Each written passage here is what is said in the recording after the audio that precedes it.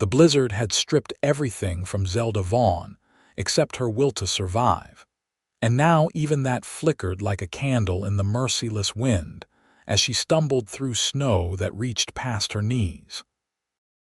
Her fingers had gone numb hours ago.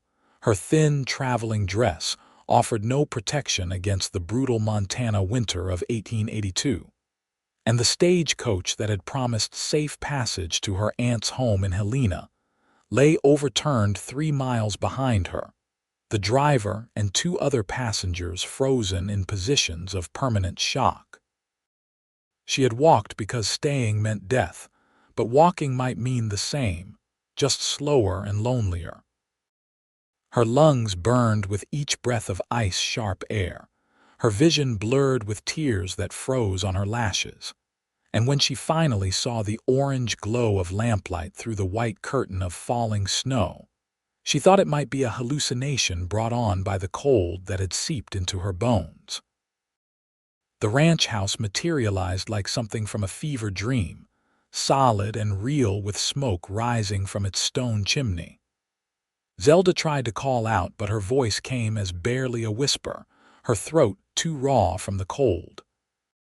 She made it to the porch steps before her legs gave out, and she collapsed against the wooden planks with a sound that was half sob, half prayer. Her vision dimmed at the edges, darkness creeping in to claim her, and she thought this was how it would end, frozen on a stranger's doorstep in the middle of nowhere. The door swung open with enough force to shake snow from the roof overhang. A man filled the doorway, tall and broad-shouldered, his face shadowed by the lamplight behind him. He wore no coat despite the cold, just a worn shirt with sleeves rolled to his elbows, and for a moment he simply stared at her crumpled form as if trying to determine whether she was real or some trick of the storm. "Jesus Christ," he breathed, and then he was moving, dropping to his knees beside her with surprising speed for a man his size. Strong hands gripped her shoulders, turning her gently so he could see her face. "Can you hear me? Miss, can you hear me?" Zelda tried to answer, but her teeth chattered too violently. She managed a small nod, her eyes meeting his. Even through the haze of hypothermia, she registered that they were a striking shade of green, intense, and focused entirely on her with an expression of genuine concern. "I am going to pick you up now," he said, his voice steady and calm despite the urgency of the situation. "Going to get you inside where it is warm." He lifted her as if she weighed nothing at all, cradling her against his chest as he carried her through the doorway. The warmth of the house hit her like a physical force, and she gasped at the sudden change in temperature.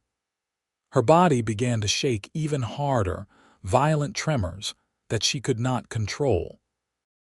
"That is good," the man said, carrying her past a simple sitting room toward the large fireplace where flames crackled and danced. "Shaking is good, means your body is still fighting." He set her down carefully in a chair close to the fire but not too close, then disappeared for a moment before returning with an armful of quilts. "We need to get you out of those wet clothes. They are doing more harm than good right now." Zelda's mind registered the impropriety of the suggestion, but her body was beyond caring about social conventions. She tried to work the buttons of her dress with fingers that refused to cooperate, fumbling uselessly at the small fasteners that might as well have been made of ice.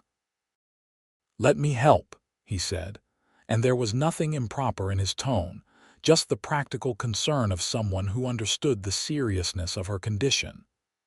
He worked quickly and efficiently, keeping his eyes on the task at hand as he helped her out of the frozen layers. He wrapped her in the quilts before she was fully undressed, maintaining her modesty even in the emergency. "I am going to make you something hot to drink. Do not try to get any closer to that fire. Your body needs to warm up slowly." He moved to the kitchen area, and Zelda heard the sounds of him working, stoking the stove, filling a pot with water. She sat wrapped in the quilts, her body gradually coming back to life in painful increments. Sensation returned to her fingers and toes in sharp needles of agony, and she bit her lip to keep from crying out. The man returned with a cup of something steaming. "Just broth," he explained, helping her hold the cup steady. "Nothing too heavy yet. Small sips." The hot liquid burned her throat, but it was a good pain, a sign that she was still alive. She sipped slowly, studying the man who had saved her life.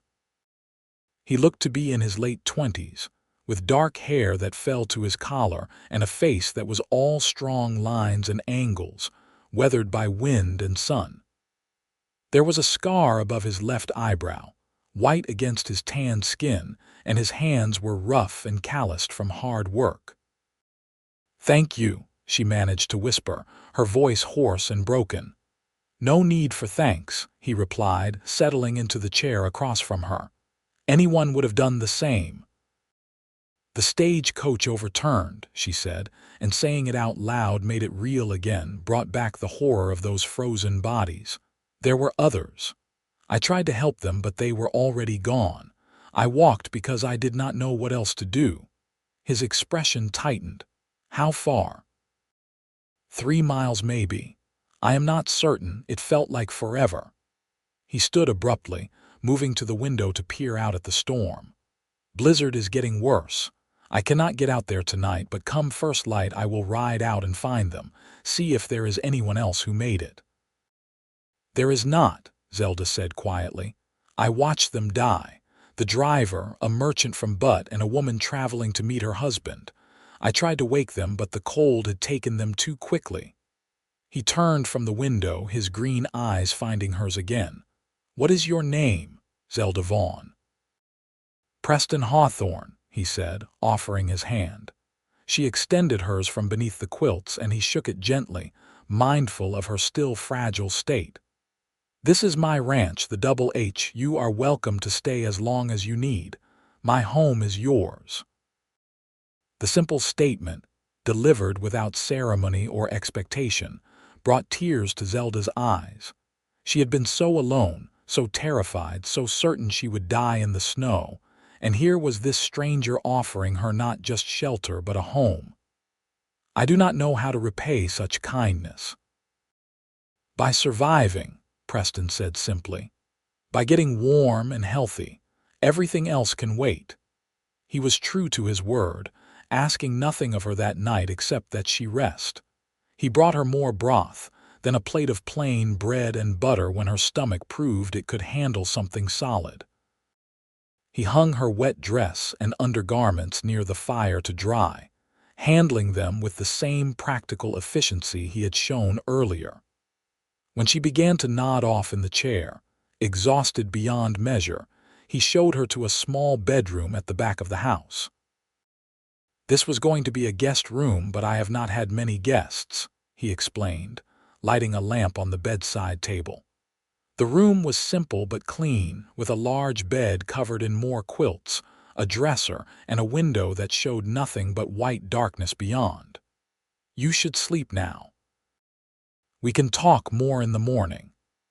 Zelda climbed into the bed, still wrapped in the quilts he had given her, and felt herself sinking into the first real safety she had known since the stagecoach had hit that patch of ice and gone careening off the road. She wanted to stay awake to make sense of everything that had happened, but her body had other plans. Sleep claimed her almost instantly, deep and dreamless. When she woke, pale winter sunlight was filtering through the window, and she could hear Preston moving around in the main room. She sat up slowly, taking inventory of her body. Her fingers and toes ached, but they were pink and healthy, not the dangerous white she had seen last night. Her throat was raw and her muscles protested every movement, but she was alive. She was warm. She was safe. Her dress hung on a peg on the back of the door, dry now though wrinkled beyond repair. She dressed slowly, her body stiff and sore, and made her way out to the main room. Preston stood at the stove, cooking something that smelled absolutely divine. He turned when he heard her footsteps, and she saw relief flash across his face. "You are up," he said. "How are you feeling?" "Like I walked 3 miles through a blizzard," she replied, and was surprised to find she could attempt humor. "But alive, thanks to you." "Sit," he instructed, pulling out a chair at the small wooden table. "You need to eat. Real food this time." He served her eggs and bacon, thick slices of toasted bread with butter and jam, and coffee so strong it could probably stand on its own. Zelda ate ravenously, surprised by her own hunger. Preston sat across from her with his own plate, eating in comfortable silence. "The storm has passed," he said eventually. "I rode out at first light and found the stagecoach. You were right. The others did not make it. I marked the location and will ride into town today to report it to the marshal. They will need to retrieve the bodies and notify the families." The reminder of the tragedy sobered her. That poor woman. She was so excited to see her husband. She talked about him the whole ride. "She died quickly," Preston said gently. "The cold takes you fast when you stop moving. They did not suffer long." It was meant to be comforting, but Zelda felt tears sting her eyes anyway. She had been the only one to survive, the only one to keep walking. The guilt of it sat heavy in her chest. "Why did I make it when they did not?" "Because you fought," Preston said, his voice firm. "Because you did not give up. There is no shame in surviving, Miss Vaughn." She nodded, not entirely convinced but wanting to believe him. "Where is the nearest town?" "Benton. About 8 miles east." "Not much to it, just a trading post, a saloon, and a few houses, but there is a telegraph office. You can wire your family, let them know you are safe." Family. The word brought a fresh wave of emotion. "I was traveling to Helena to stay with my aunt. My parents died last year, yellow fever, and my aunt was the only family I had left. I was living in Sacramento, but I could not afford to stay. A friend helped me buy the stagecoach ticket." Preston's expression softened. "I am sorry for your loss, both the recent and the old." "Are you out here alone?" she asked, wanting to shift the focus from her own sad story. "Mostly. I have a ranch hand, Charlie, but he is in Butte visiting his daughter for the winter. Place pretty much runs itself this time of year. The cattle find shelter in the valleys, and I just make sure the barn stock stays fed and watered." He paused, then added, "I came out here 5 years ago from Missouri. Wanted land of my own, wanted to build something that mattered. It is not much yet, but it is mine." There was pride in his voice, the kind that came from hard work and sacrifice. Zelda looked around the house with new eyes, seeing not just the simple furnishings but the care that had gone into building it. The walls were straight and true, the floor smooth and level. The furniture was handmade but well crafted.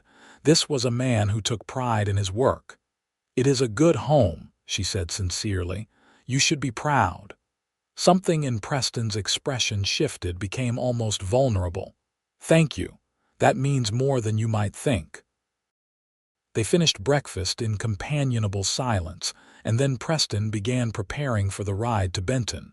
He pulled on a heavy coat, thick gloves, and a hat with flaps that covered his ears. "You will be all right here alone for a few hours." "Yes," Zelda assured him. "I will be fine. There is food in the pantry and more wood for the fire stacked on the porch. Keep the doors locked while I am gone. Not that there is much danger out here, but better safe than sorry." He left on a large bay horse, and Zelda watched from the window until he disappeared into the white landscape. Then she turned her attention to the house, feeling an odd urge to be useful. Her body still ached, but she could not simply sit idle, not when Preston had shown her such kindness. She washed the breakfast dishes, swept the floors, and straightened the sitting room. She found ingredients in the pantry and began preparing a stew for dinner, something hearty that could simmer on the stove all afternoon. As she worked, she thought about her situation. She had no money, No possessions except the dress she wore and no clear path forward.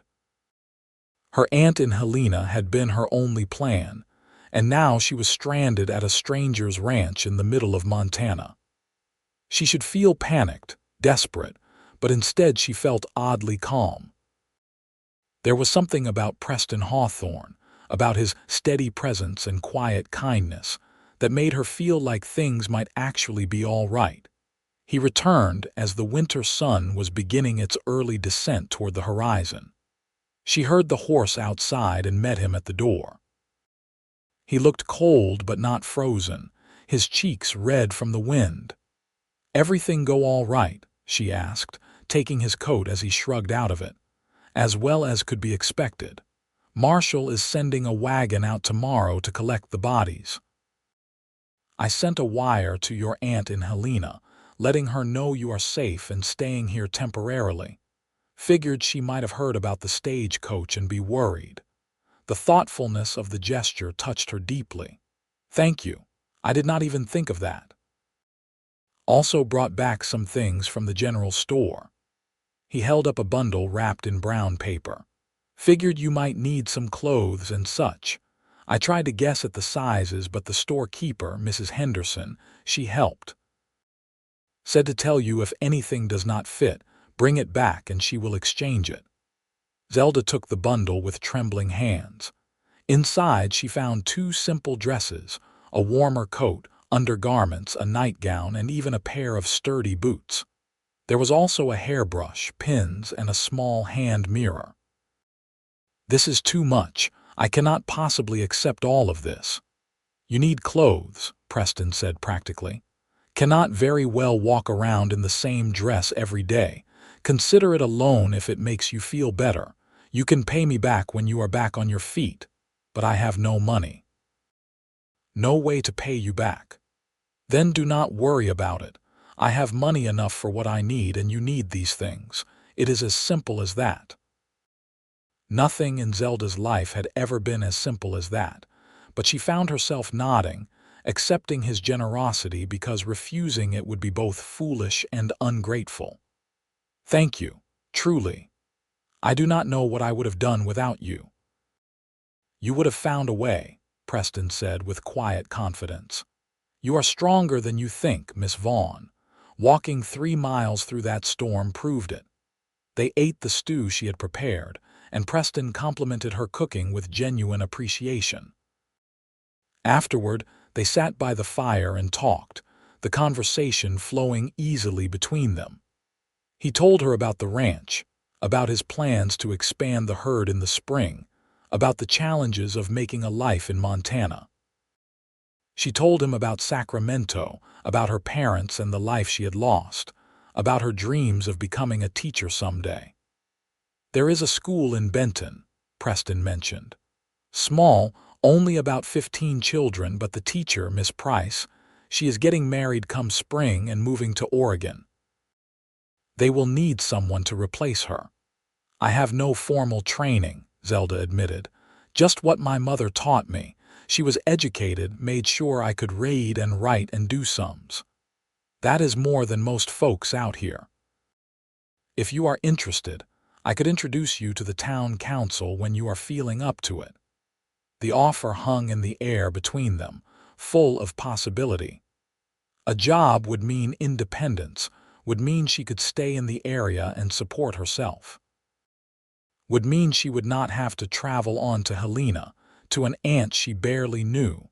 Would mean she could stay near this kind man who had saved her life. "I would like that," she said softly. The days that followed fell into a comfortable rhythm. Zelda grew stronger, her body recovering from its ordeal. She took over the cooking and cleaning, insisting that she earn her keep even though Preston protested that she was a guest and should rest.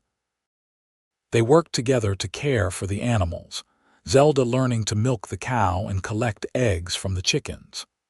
Preston taught her to ride the gentler of his 2 horses, a sweet-natured mare named Daisy, and they took short rides around the ranch when the weather permitted.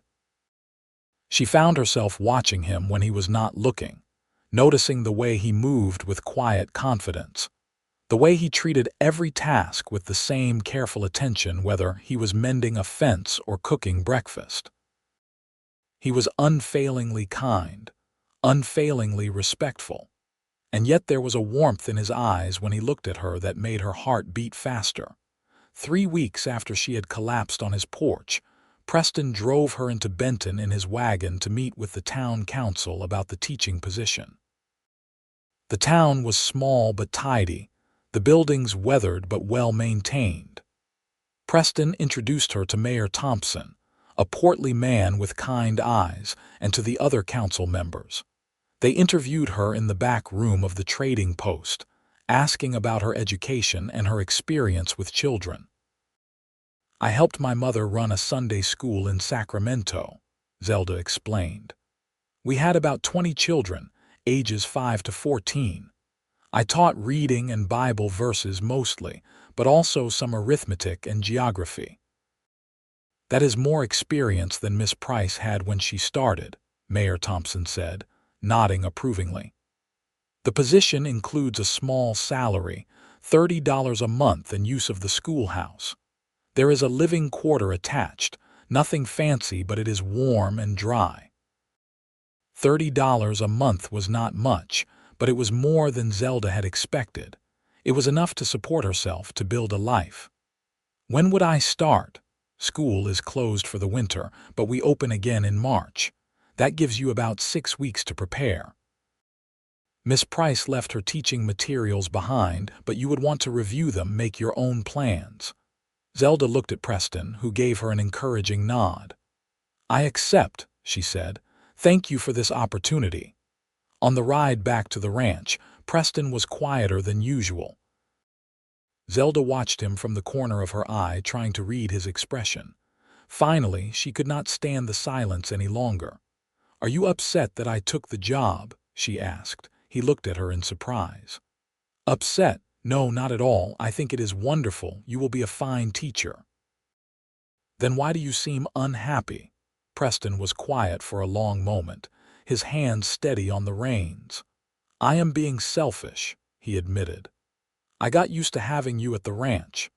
Got used to coming in from morning chores and finding breakfast waiting, to having someone to talk to in the evenings. The house is going to feel mighty empty when you move to town." His words sent warmth flooding through Zelda's chest. "I do not have to move right away," she said carefully. "I could stay at the ranch until the school opens, if that would be all right with you. It is a long ride into town every day, but it is not impossible." "You would do that?" Preston asked, his green eyes finding hers. "I would like to," she said honestly. "I have been happy at the ranch, happier than I have been in a long time." Something shifted between them in that moment, something unspoken but understood. The attraction that had been building quietly over the past weeks suddenly felt tangible, real, impossible to ignore.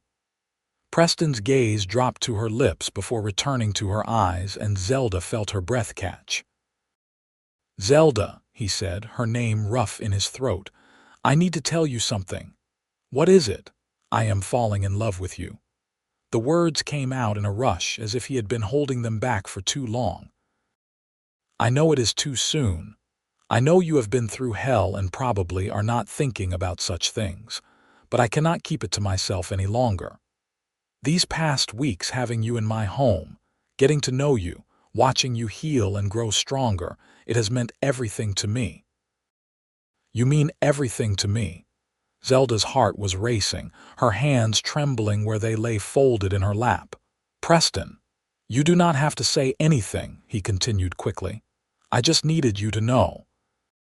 No matter what you decide, whether you stay at the ranch or move to town, whether you want anything to do with me or not, I will always be grateful that I found you in that storm.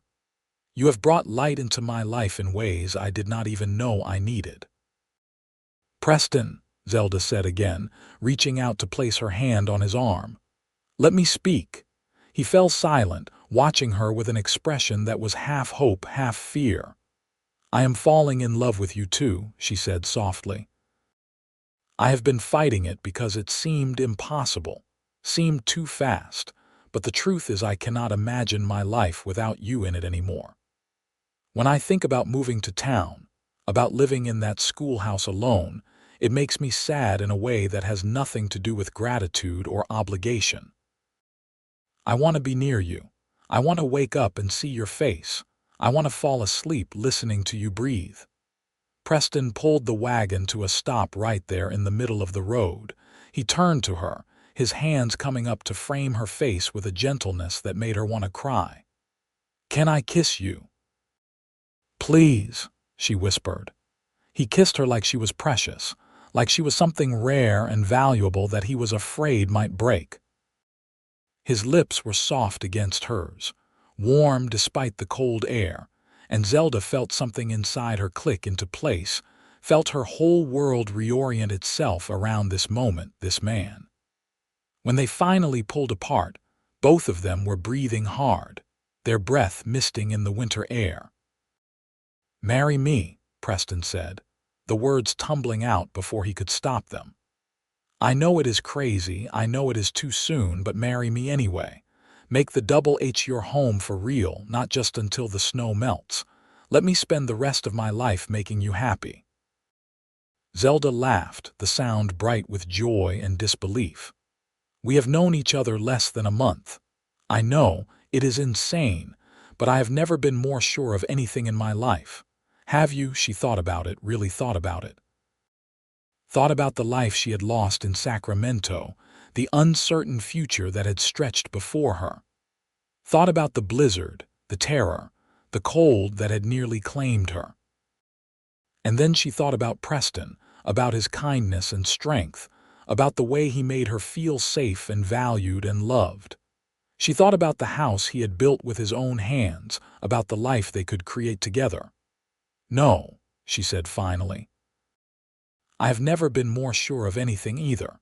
Yes, yes, I will marry you." Preston let out a whoop of pure joy that startled the horses and made Zelda laugh even harder. He pulled her into his arms right there on the wagon seat, kissing her again and again until they were both dizzy with happiness. They married 3 weeks later in Benton, in a simple ceremony at the trading post with Mayor Thompson officiating and half the town in attendance.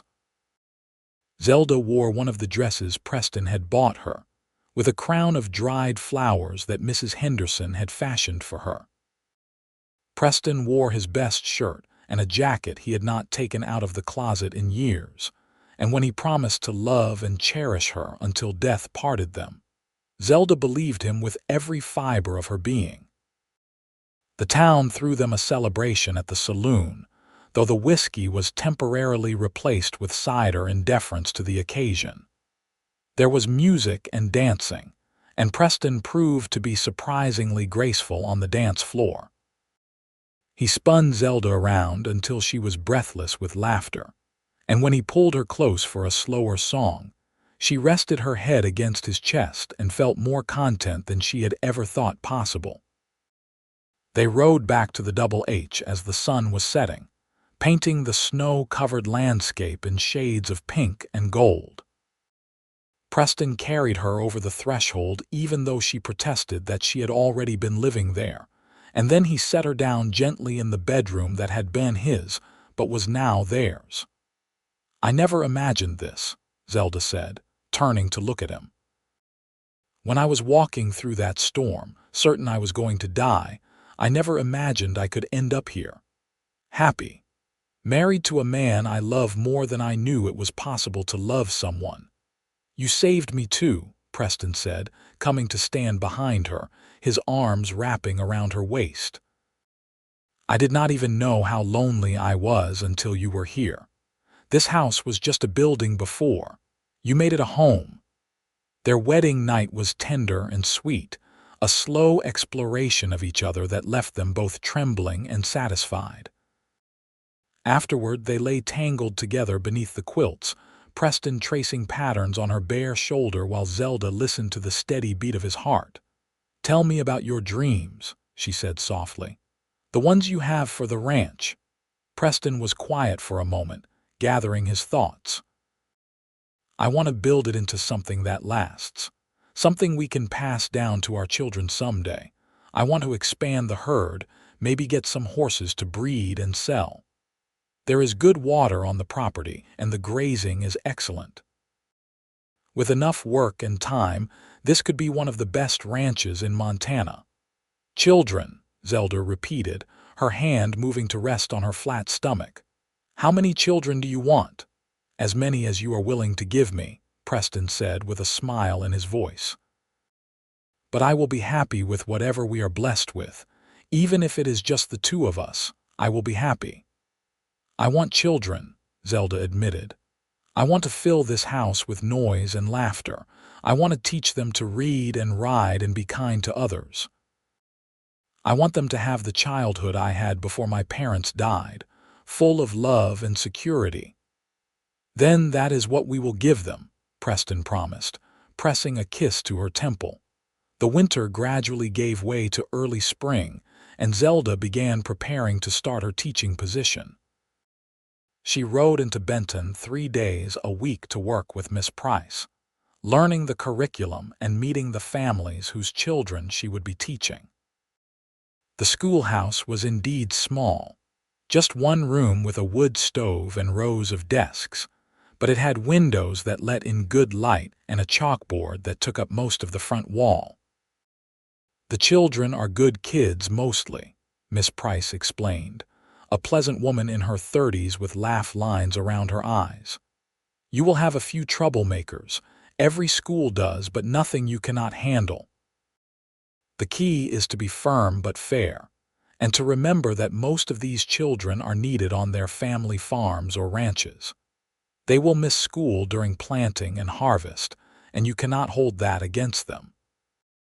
Zelda absorbed every piece of advice, every lesson plan, every bit of wisdom that Miss Price could offer. She was nervous about her first day, but also excited. This was a chance to make a real difference, to give these children the gift of education that her mother had given her. When school finally opened in March, Preston drove her into town in the wagon, her teaching materials and lunch basket packed carefully in the back.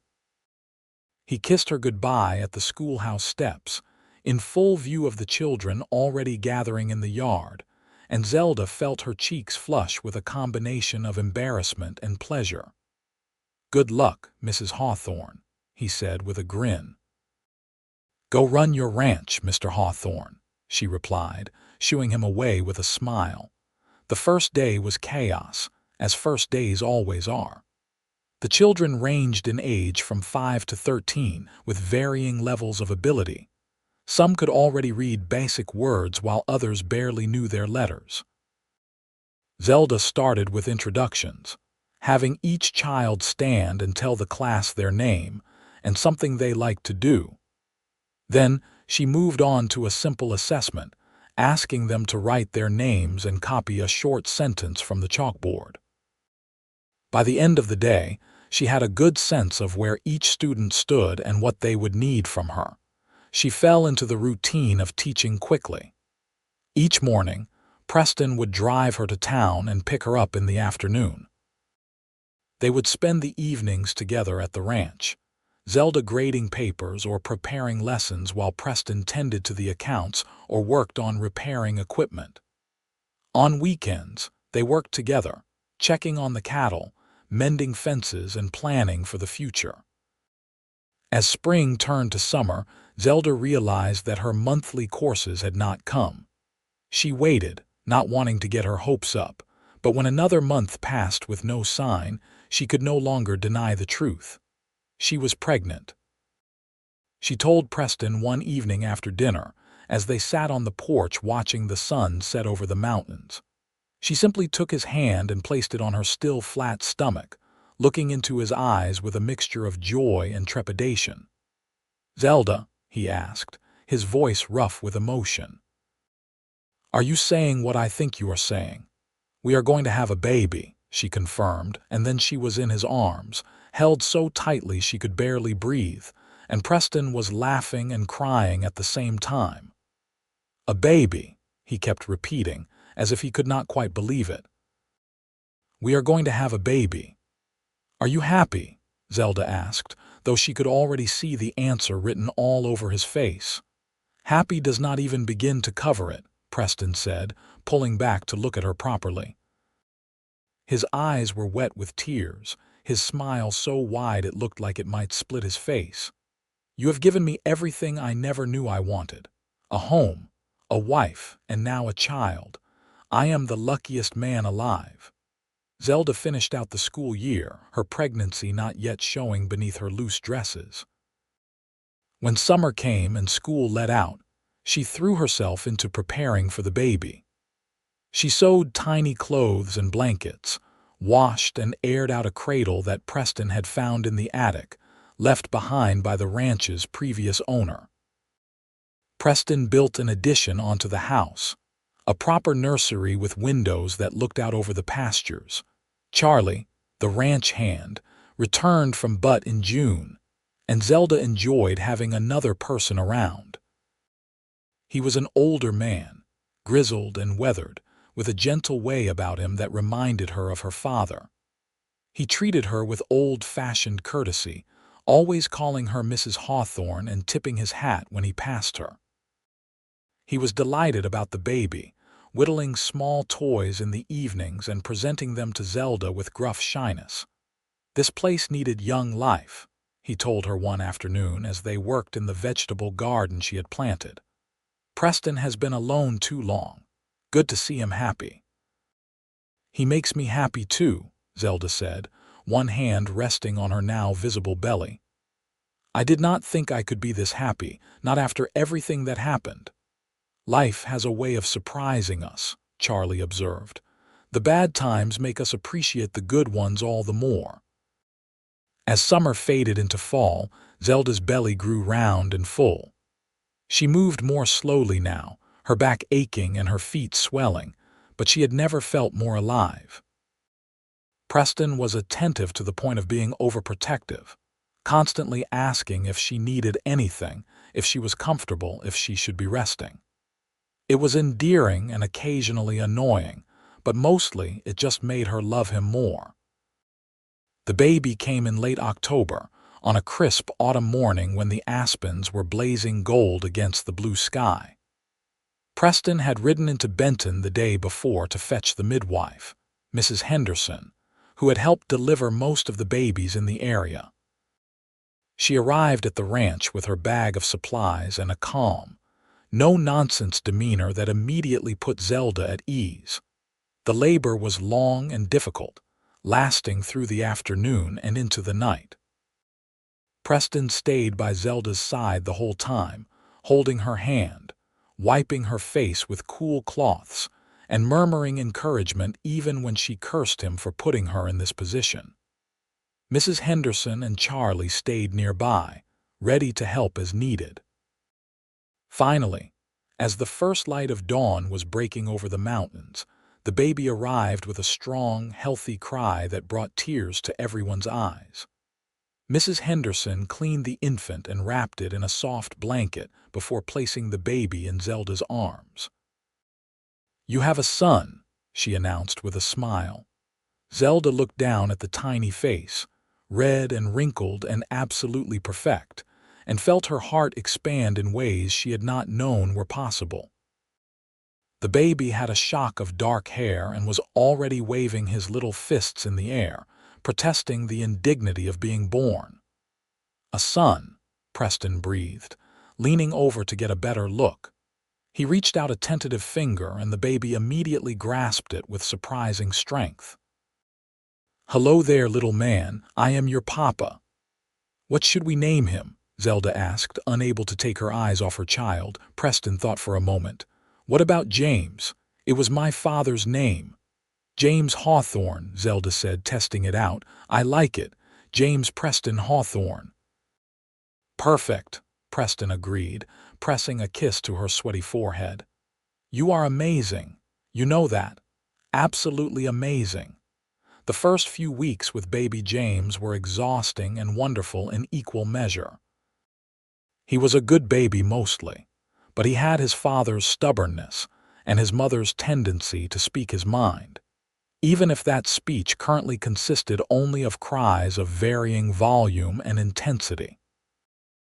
Zelda and Preston took turns walking him at night, bouncing him until he settled, and collapsed into bed whenever he finally slept. Charlie was utterly besotted with the baby, offering to hold him whenever Zelda needed a break and making silly faces that somehow always made James smile.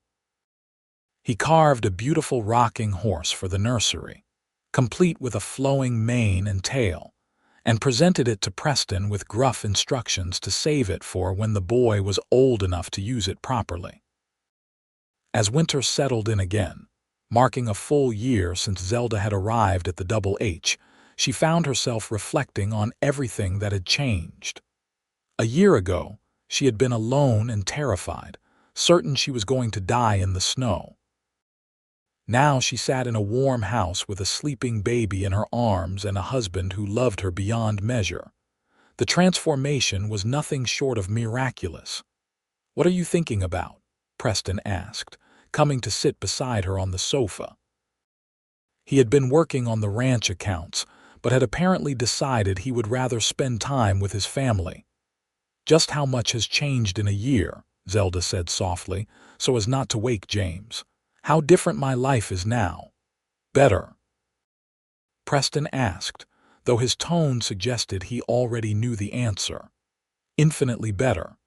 Sometimes I wake up and I am shocked all over again that this is real, that this is my life now. That I get to wake up next to you every morning, that we have this beautiful son, that I have a home and a purpose and people who care about me." Preston slipped his arm around her shoulders, pulling her close. "I feel the same way. Every single day I thank God that I heard you on my porch that night, that I opened the door in time. I cannot imagine my life without you anymore. Do not want to imagine it." "You will never have to," Zelda promised, tilting her head up to kiss him softly. "I am not going anywhere. You are stuck with me." "Best thing I ever got stuck with," Preston replied with a grin. James stirred in Zelda's arms, his little face scrunching up as he began to wake. She knew she had maybe 30 seconds before he started crying, demanding to be fed. Preston took him gently, cradling him against his chest and starting a circuit around the room, the practiced walk of a father who had learned what worked. "Hey there, buddy," he said softly. "You giving your mama a hard time?" James made a small noise, not quite a cry, and Preston patted his back gently. Zelda watched them, her two favorite people in the world, and felt her throat tighten with emotion. This was what happiness looked like. This was what home felt like. The years that followed were full and rich. Zelda returned to teaching when James was old enough, taking him with her to the schoolhouse where he played quietly in the corner while she taught. The children of Benton adored him, taking turns entertaining him during recess and lunch.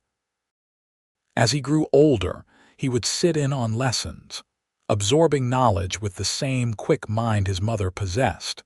When James was 3, Zelda found herself pregnant again.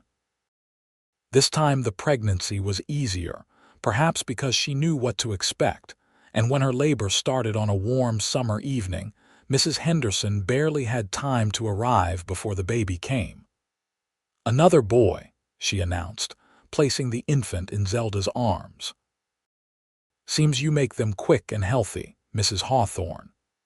They named this son Thomas after Zelda's father, and if possible, Preston was even more delighted than he had been with James.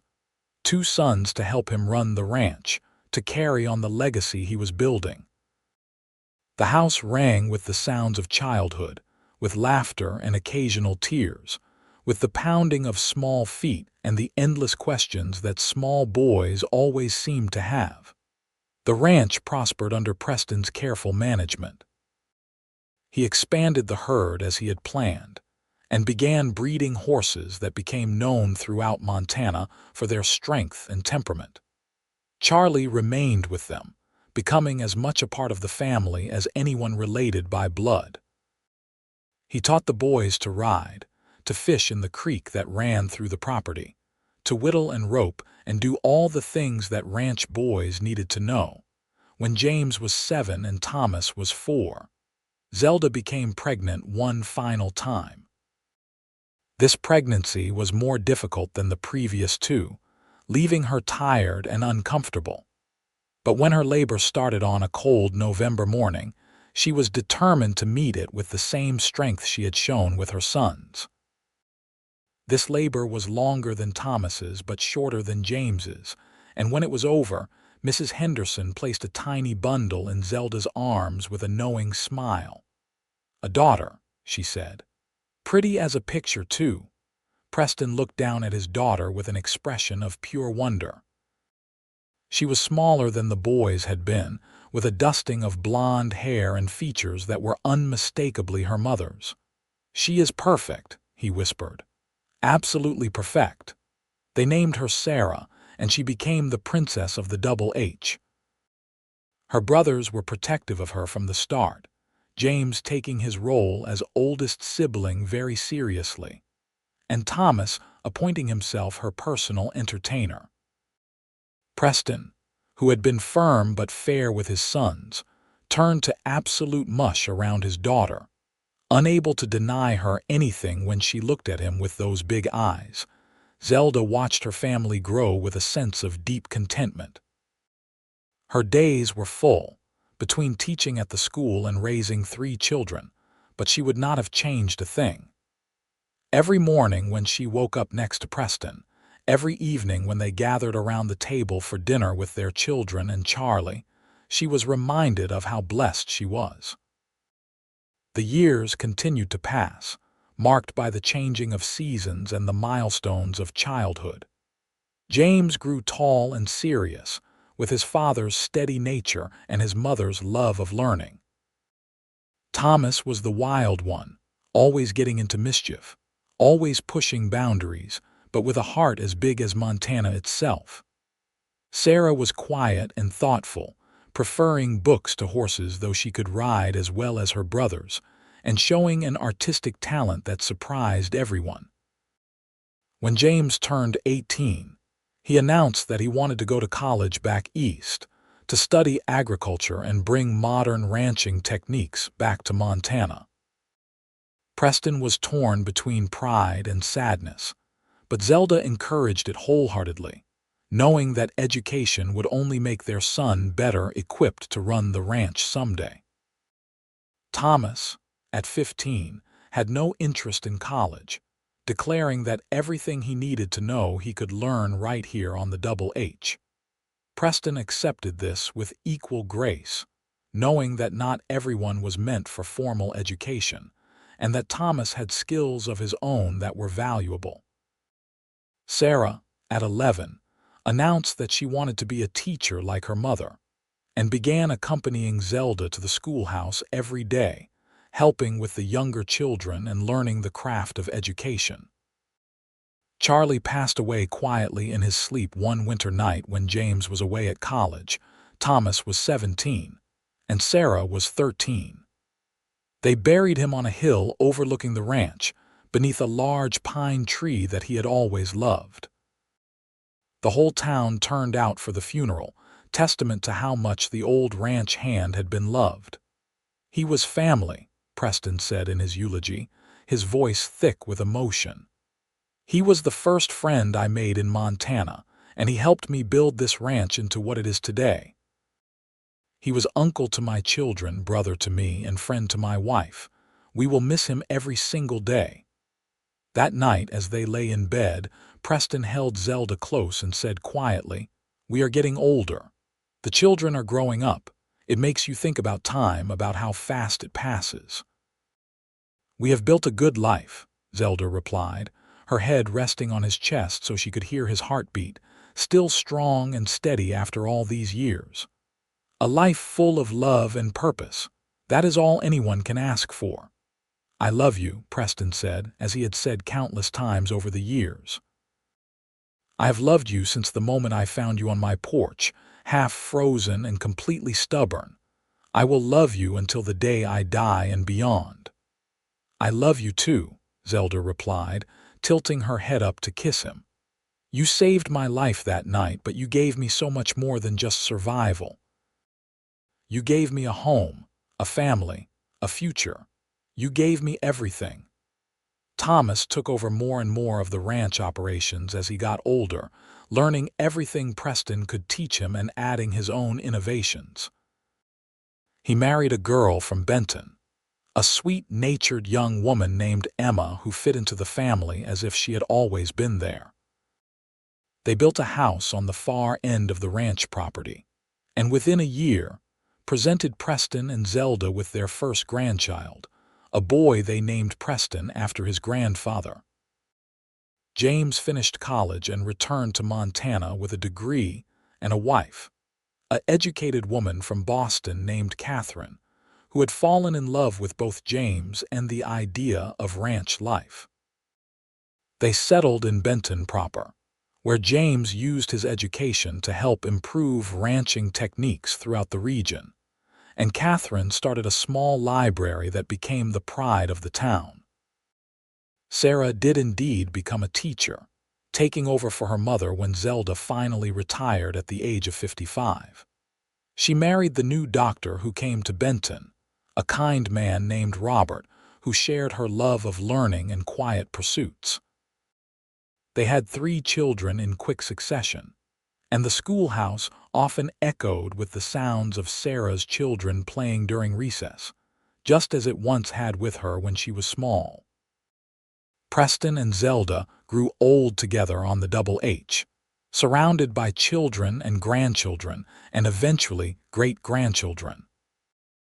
The ranch that Preston had started as a young man alone had become a legacy, a thriving operation that supported multiple families and employed half the town at various times throughout the year. On their 30th wedding anniversary, Preston took Zelda back to the spot where he had first found her, where she had collapsed in the snow certain she was going to die. It was summer now, the landscape green and lush, but they both remembered that winter night as clearly as if it had been yesterday. "I have thought about this moment so many times," Preston said, his hair now silver, his face lined with years but his green eyes still as bright and focused as they had been when he was young. "About what would have happened if I had not heard you, if I had been asleep or in the barn or anywhere else. The thought of missing you, of never knowing you, it terrifies me even now." "But you did hear me," Zelda said, taking his hand.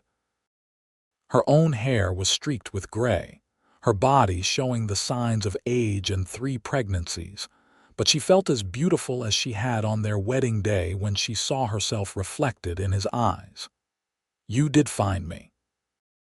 And we have had 30 years together, 30 years of love and laughter and building this life. That is what matters." "30 years is not enough," Preston said, pulling her close. 100 years would not be enough, but I will take every day I am given with you and be grateful for it."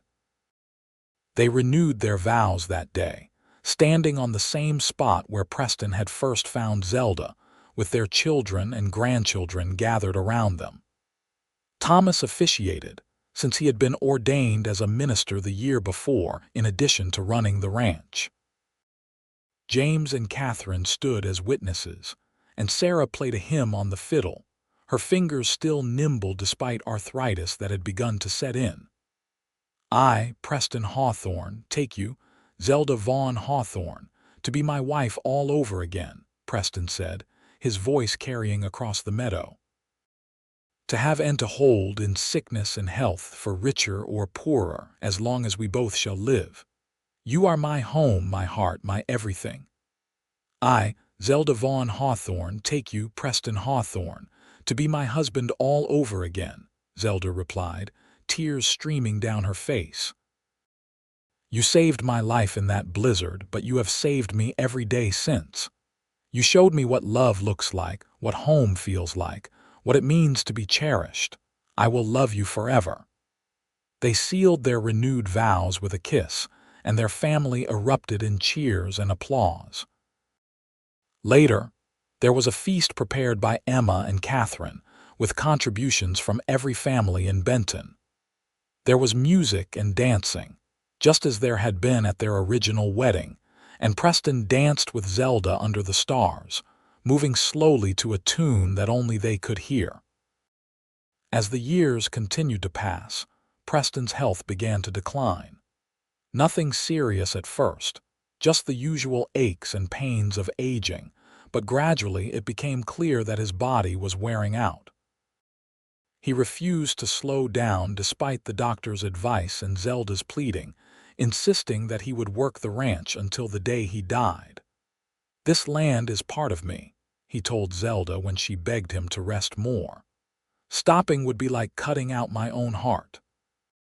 So she let him work within reason, and Thomas made sure his father did not overdo it. They moved through their days with the comfortable rhythm of a couple who had been together for decades, who knew each other's thoughts before they were spoken, who could communicate entire conversations with just a look. Preston made it to their 40th anniversary, though he was frail by then, his once strong body betraying him at every turn. They celebrated quietly, just the two of them and their immediate family, and Preston gave Zelda a locket with a picture of them from their wedding day inside. "So you never forget how young and handsome I was," he joked, though his voice was weak. "I could never forget," Zelda replied, fastening the locket around her neck. "That is the man I see when I look at you always." Preston passed away on a cold December morning in his sleep, with Zelda lying beside him.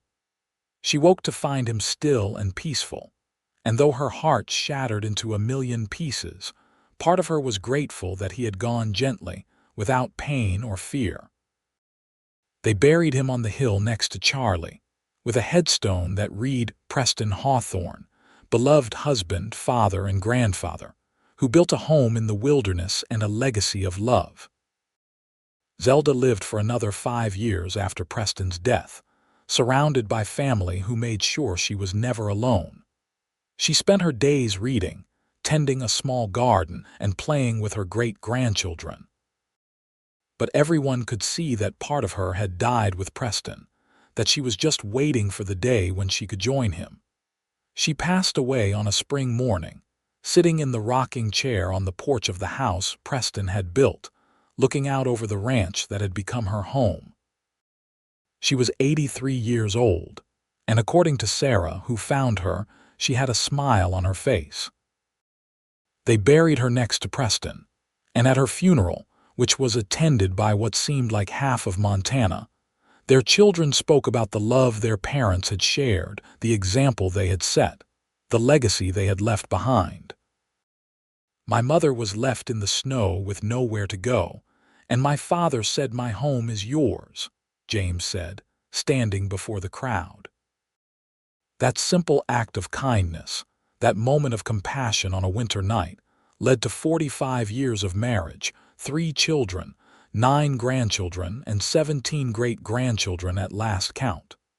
It led to this ranch, to this community, to all of us standing here today. My parents taught us that love is not just a feeling, it is an action. It is opening your door to a stranger. It is choosing each other every single day. It is building something together that lasts long after you are gone. The Double H continued to thrive under Thomas's management and eventually passed to his children. The schoolhouse in Benton still bore a plaque honoring Zelda's 30 years of service as a teacher. And on cold winter nights, when the snow fell heavy and the wind howled through the mountains, people in Benton still told the story of the cowboy who found a woman dying in a blizzard and gave her not just shelter, but a home, a family, and a love that lasted a lifetime. The locket Preston had given Zelda on their 40th anniversary became a family heirloom, passed down through the generations, along with the story of how their great-great-grandparents had met. And every new bride who married into the Hawthorne family received the same words that Preston had spoken to Zelda on that long-ago winter night, words that had become the family motto. "My home is yours." because that was the foundation on which everything else had been built. A simple offer of shelter that had grown into something magnificent.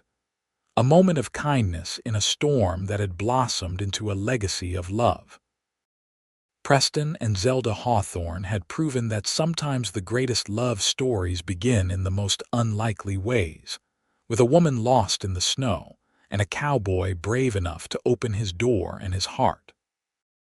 And though they were gone, their love lived on in every child who bore their name, in every lesson taught at the Benton schoolhouse, in every sunrise over the Double H Ranch, and in every act of kindness shown by one stranger to another on a cold winter night.